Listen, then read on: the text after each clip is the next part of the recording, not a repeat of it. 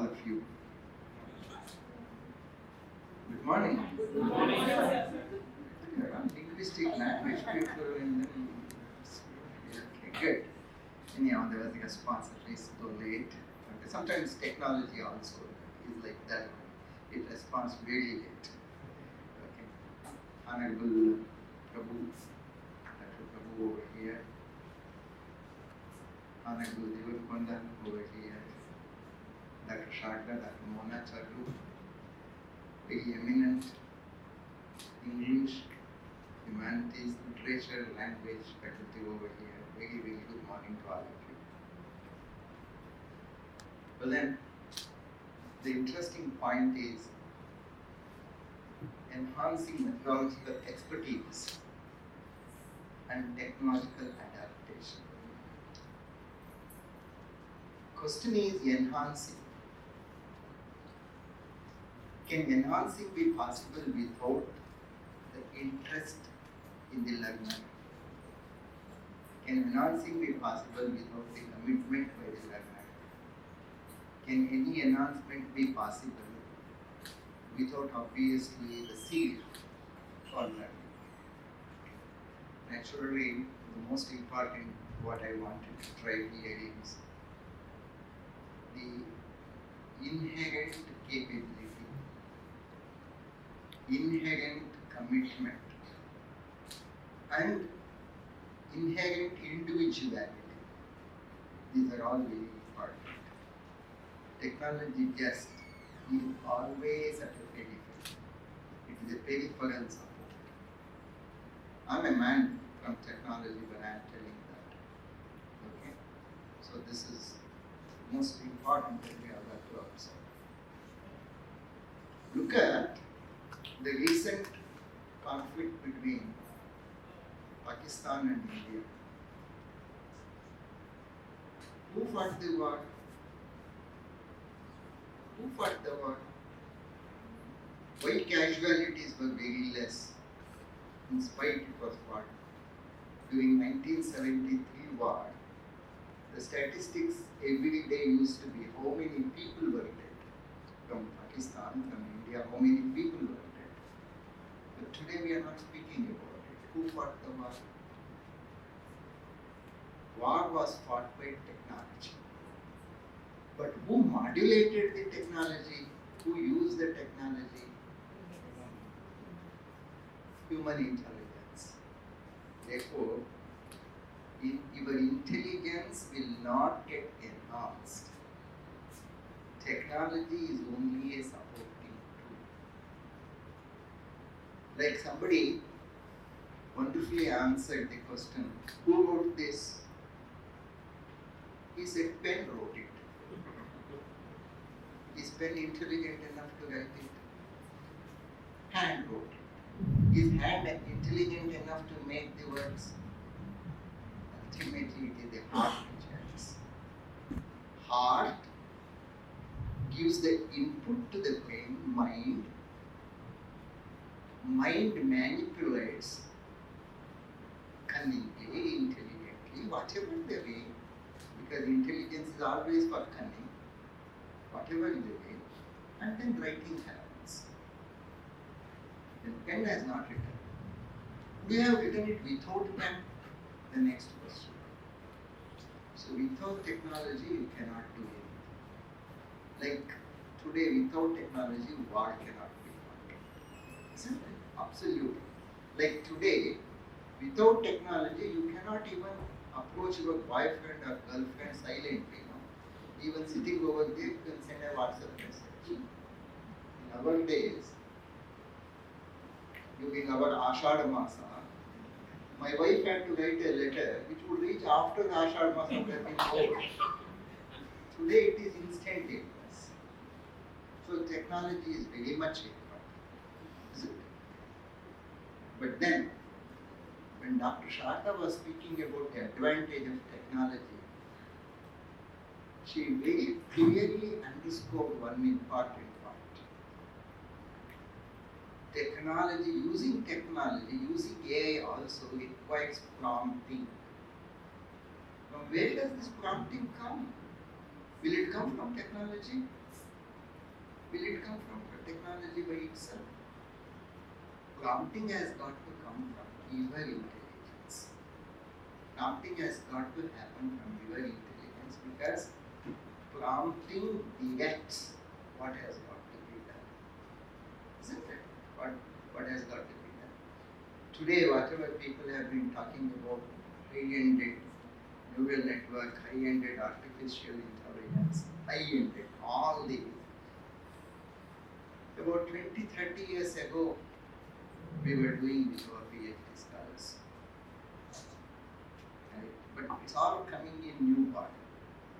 But what has remained invariant is the intrinsic capability of the human being. This I want to stress. I really want to stress this particular part, because real teaching cannot be done by technology, but technology could be utilized to enhance teaching, right? To enhance your capabilities. In fact, my new imagination is the first lesson a candidate should hear is before he comes to classroom, not in the classroom. Your first lecture to technology should be made available to the candidate at home before he comes. Alright? So that's where the technology has got to be made use of. But still, I do not want technology to deliver the lecture. It is the individual who should deliver the lecture. Alright? Now, the student should hear. This is really the pre-lecture. The student has got to hear before he comes to the class. And then not only does he hear, he shall also pinpoint where exactly he got struck in understanding what was delivered. That's where, again, technology has got to be used. See, he is hearing. He is hearing sitting in front of a monitor, and the monitor shall have the camera. Automatically the sensor, automatically the body language, the eyebrows, eyelids, and the eye movement, plus the body chehra, it has got to understand, and it should understand that I have not been able to understand this particular part. It has got to be able to analyze and tell me you had difficulty in understanding this. Right? Well then, sometimes I do not know whether I have difficulty or I don't have the difficulty, because conventional learning unfortunately has spoiled us. Wherever we don't understand, we by heart, we rote learn and continue assuming that we have understood. Look at our stupid examinations. The stupid examinations are just expecting you to write down whatever you have rote learned, rather than whatever have been your original interpretations. I don't think anybody would have asked for any original interpretation anyway, at least till your 10th standard or plus 2. No way. In fact, in engineering also, in ordinary institutions, that's also not asked, because teacher has got to evaluate, and teacher cannot ask anything beyond what he knows or what he expects to understand. Right? So, when the lecture is being heard, not in the classroom, individually, the technology has got to observe the person. That is where the artificial intelligence will come into picture. Right?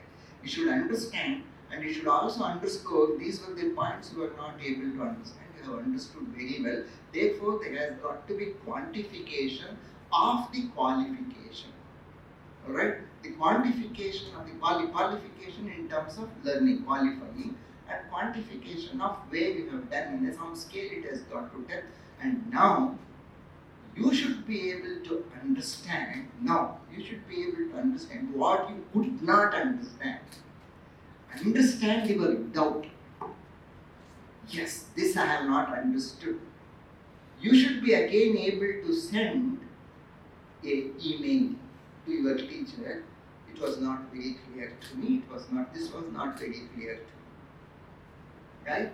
That's where again technology has got to be utilized. Not that you write it, but then you dictate it, now you express it, and automatically it has got to become a content which has got to be shared with the teacher.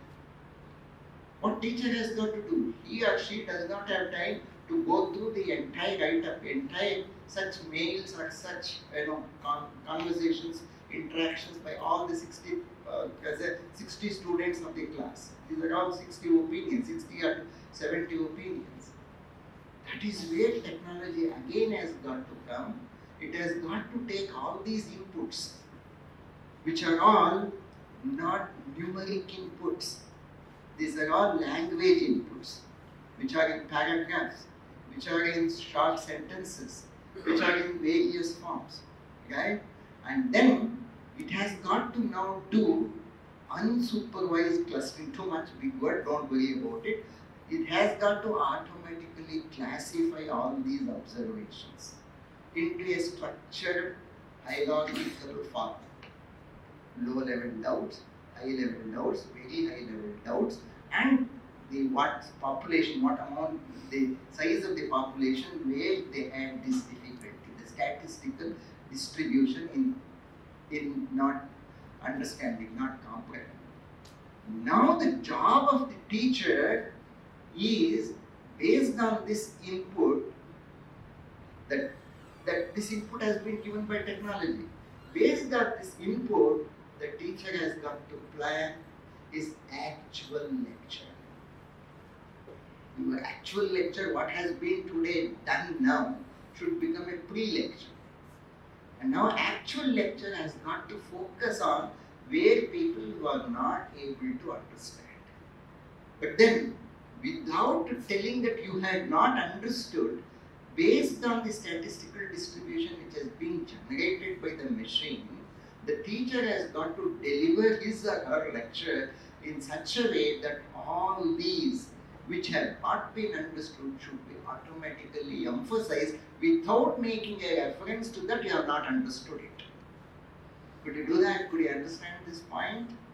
And then, while teaching in the class, assignments should be generated spontaneously by the teacher. Right? When the assignments are generated, it is again technology which has got to route these assignments to the individuals or to the groups based on their pre-learned capabilities. So the technology should have made an assessment of the type of assignment that the people could do, and accordingly the technology should route the assignments to the respective groups. Right? So this is what the technology will do. But then, who generated the assignments? Machine did not. Machine will not generate the assignments.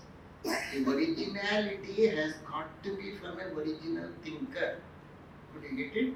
And then these assignments can be sophisticated, can be lowered, can be increased, its complexity can be increased or modulated by the technology, and it has got to distribute the assignments. Thereafter, it has got to monitor. The technology has got to monitor whether the individual is really applying himself to solve the problem, or he is simply trying to copy somebody. I am not telling plagiarism, copy the idea also. Right? Well then, the answers, naturally a student what it does, immediately he would go for Google to find the answer today. Like our teachers are also poor enough today. Today they don't do any original work. They want to see the YouTube which is already available. Right? Without I am trying to stress all through your originality has got to be very important. Right? So now the machine, the intelligence, the artificial intelligence should keep monitoring, and they should keep assessing the involvement. I am telling you, not the quality of the answer. Keep assessing the involvement of the candidate in learning based on the assignment and in his truthfulness in answering the questions. That is what has got to be assessed. Not the rightfulness of the answer, but the rightful attitude of the candidate in trying to generate his own answer. Could you get it? Now, well, even if he copies, you also give such assignment that where student would definitely download an answer. Absolutely no problem. But even then, what is more important to be assessed is whether he has understood whatever he has copied. Could you get it? Whether he has understood. Because only at the deathbed, when my wife is dying, then I would declare only now I have understood. Isn't it?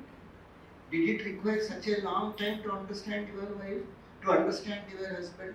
And many people will tell after the death of father, only now I am trying to realize what my father was trying to mean.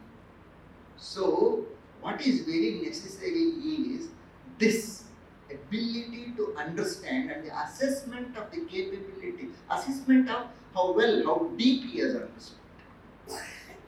Isn't it? That's what is more important. That is what has got to be done. Now look at our evaluation systems.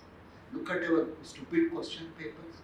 Look in the name of Bloom's taxonomy. Well, of course it's very necessary.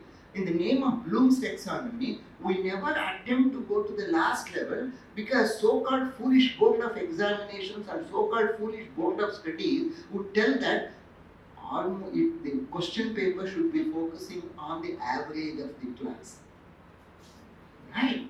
But average also has got a brain, average also has got an intelligence, and that intelligence has got to be captured. That intelligence has got to be enhanced. Your methodology, right, should enhance the participation of that intelligence. It has got to cause the vibration, and that has got to be measured.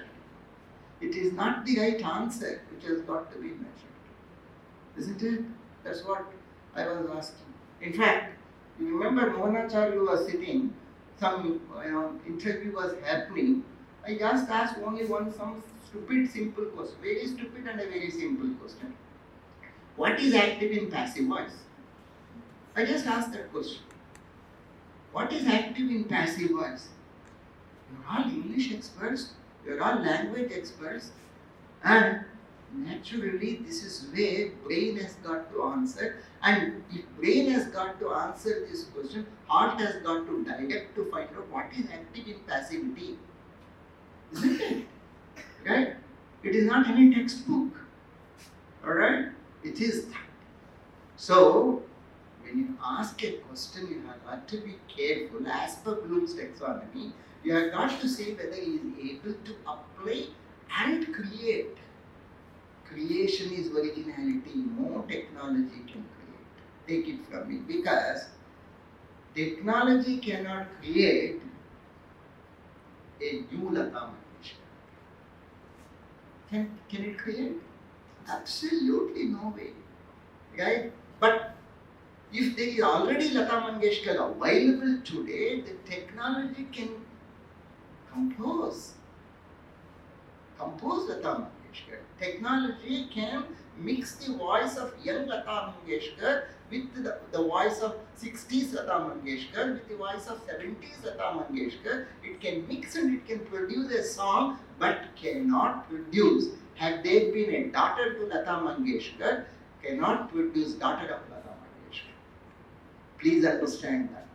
All people, including me, the technocrats, techno-wizards, if they speak that technology can do everything, it is just impossible because technology works on what is called training and what is called data set, and any data is a memory, any data is a past, any data is a history.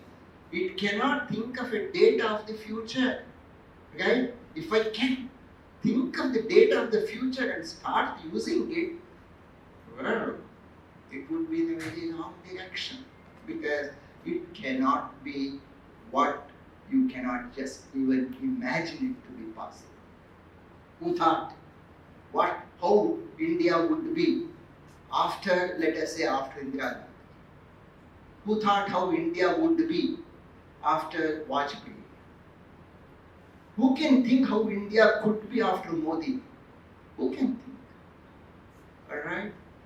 No technology will be able to think, but technology should be able to tell, look at, these are all the extrapolated open endings that needs to be addressed.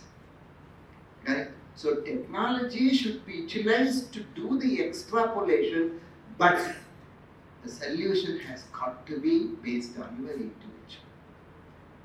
If today technology can give you the solution, then where is the question of having a war? Because even those people also have the technology, you people also have the technology. Where is the question of war? Right? Right? Isn't it? We have got to think seriously about it. Right? It's all like, people trying to tell, I also have got a nuclear technology, you also have got a nuclear. Then why are you warring? Why are you waging a war? Right? So, methodology, enhancing the methodological expertise, good, understand. But that methodology should also always be interlaced with your individuality. Without your contribution, methodology also does not have an answer. Because I do not want Sophia to come and teach here. I do not want an award to teach here. I want Sophia to do your desk work, to do your practice work, to help you in the practice work. But in creativity, it is a student who has got to really emulate the creativity of a very individual. Therefore, technology should remain a tool. It has got to be a tool. One should not become a slave to technology. But as Dr. Sharda has mentioned, you should be the right person to prompt the technology in the right direction. Prompting requires your intelligence. Prompting requires your originality. And be original, all the time original. Be capable of thinking. Be alert. Be awake. In the awakening state of yourself, anything could be solved. Anything could be overcome. Thank you very much for such a patient.